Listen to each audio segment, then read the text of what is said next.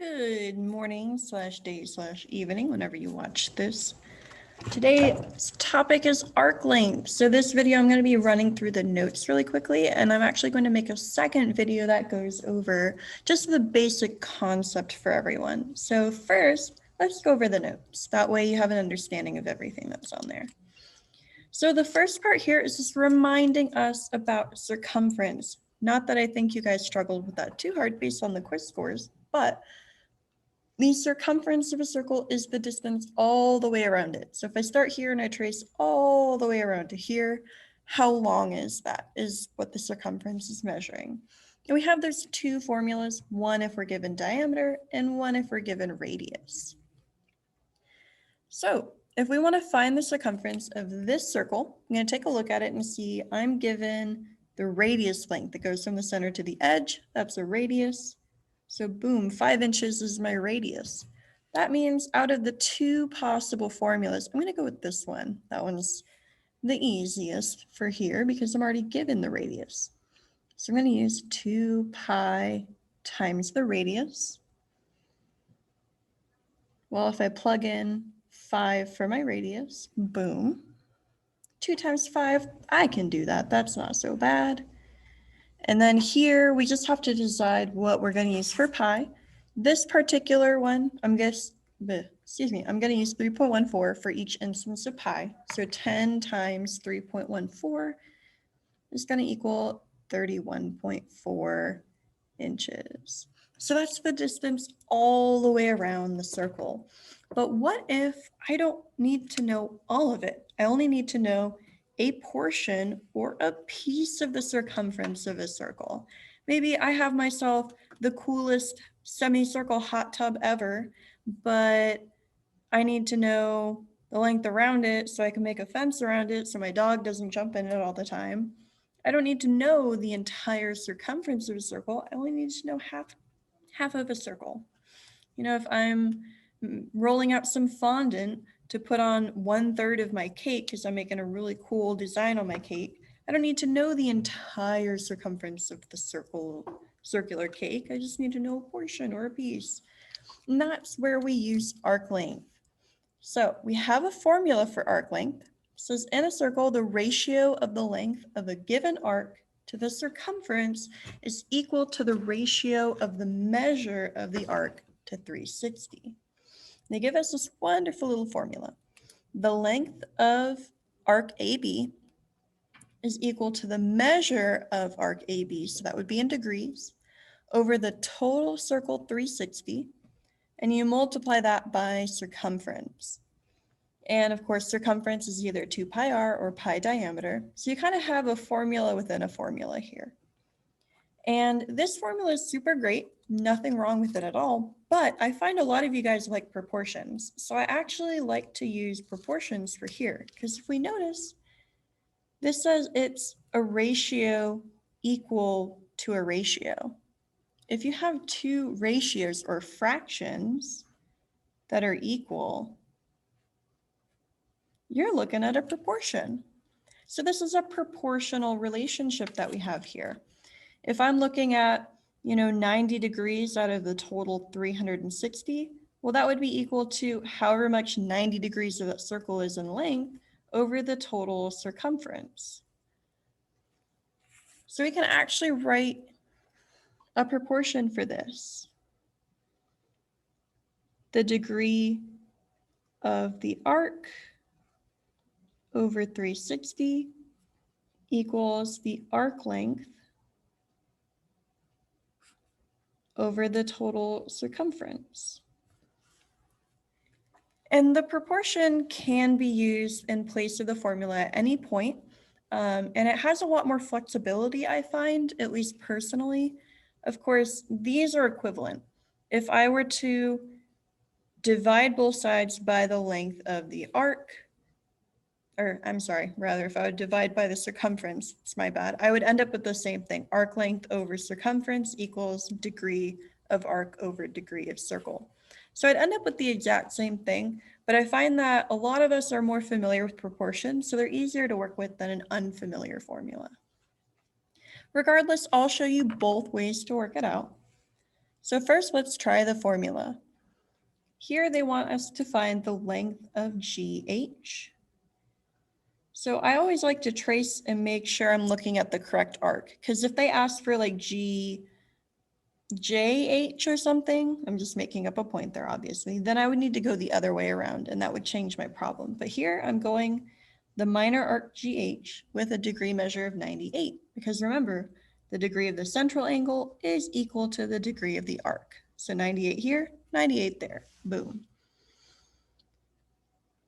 So following the formula, the length of arc GH is going to be equal to the measure of arc GH, which is 98, over the total 360.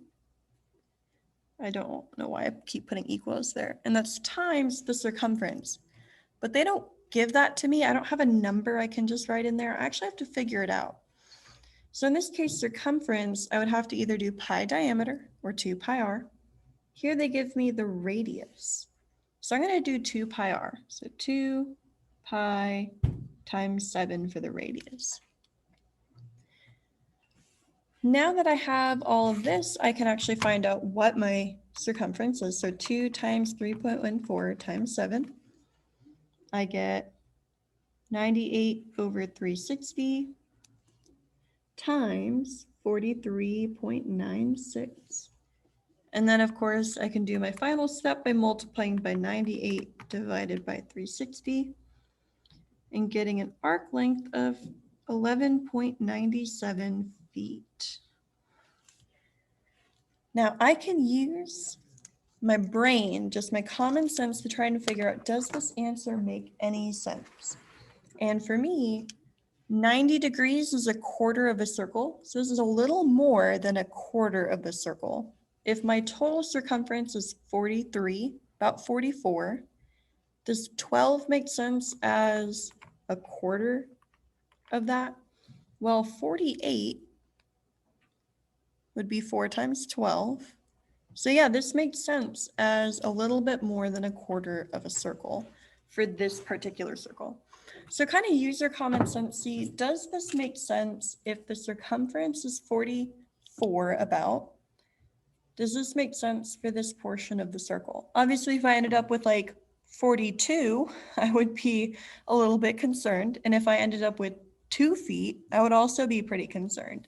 So kind of see if your answer is within a reasonable bound is all I'm trying to say. All right, so what about this whole proportion thing I'm talking on about? What's so great about that? Some people may find it easier. Some people may find the formula easier. I just like to show both, and you can kind of practice with each and figure out which one you like the best. So what if we're trying to find the length of arc AB? That would be 67 degrees with a diameter of 24 centimeters. So let's set up the proportion. The degree of the arc is 67 over a total of 360, so part over whole. So then part would be arc length, which I don't know, over the whole, which is circumference, or pi times diameter, 24 pi. And now I can see all I have to do is cross multiply and we can find that missing value. So we're not really doing that much more different math stuff, but some people may find this a little more straightforward. So I do 24 times 3.14 times 67. And that's going to be equal to 360x. Divide by 360. And we get our arc length 14.03. And this would be centimeters. Again, I can kind of use my common sense. 67 degrees compared to a total circumference of 24 times 3.14, which in this case was 75. So about 1/6 of that is what we're dealing with, and that makes sense. You know, I'm not like, okay, this is way too big or way too small dealing with a 75 centimeter circle. So again, whichever one you prefer, if you prefer the formula go for it. If you prefer the proportion, go for it. I do want to show one of the perks of the proportion in just a moment, but let's do one more with the formula. So here they say that DB is a diameter. Find the length of AD. So we have diameter of 18 millimeters. And arc AD goes to here, because it's the minor arc, not the major. So that's actually encompassing two different angles. I have this 46-degree piece, but I also have a 90-degree piece. I'm going to have to add those two together. So that lesson from Thursday is coming in handy. So I have a total of 136 degrees for the whole thing.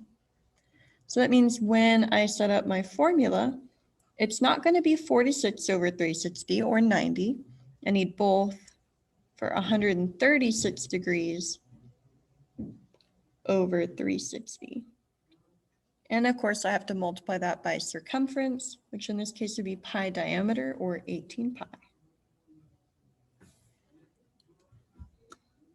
So 18 times 3.14 is 56.52. So that's telling me that my total circumference for this circle is 56.52 millimeters.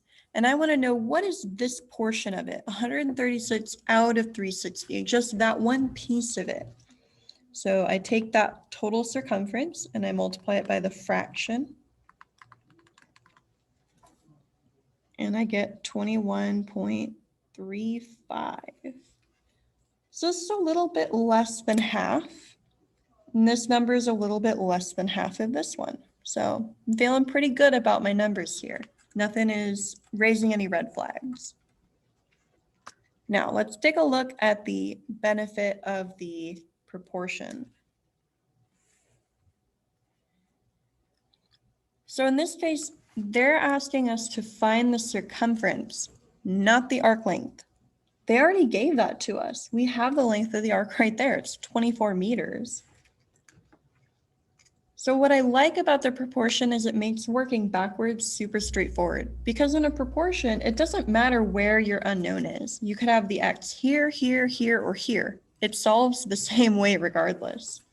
Whereas with the formula, if your unknown is right here, it's going to kind of complicate how you work the problem, and it can cause some people to kind of freeze up because they're like, well, I don't really know how to progress from here. So I recommend the proportion method if you want to work backwards. So we can see how that looks here. Our degree measures 55 out of 360. That doesn't change. But now our arc length is known. Our arc length is 24, and we don't know the circumference. Part over whole, part over whole. Cross multiply. 55 times the circumference equals 24 times 360. And divide out the 55. Boom, we have a circumference of 157.09 meters. So I find that very straightforward, but for those of you that are curious, I can show you how to do it with the formula. So the length of the arc was 24. That's equal to 55 over 360 times the circumference.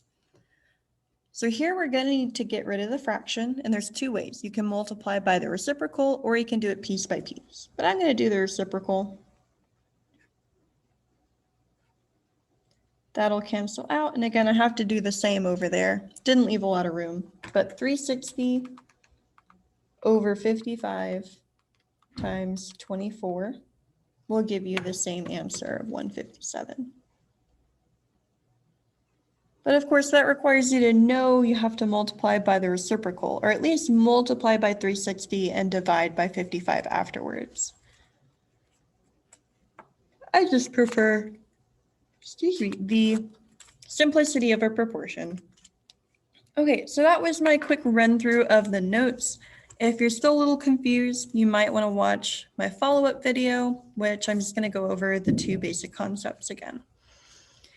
All right, I'll see y'all next time.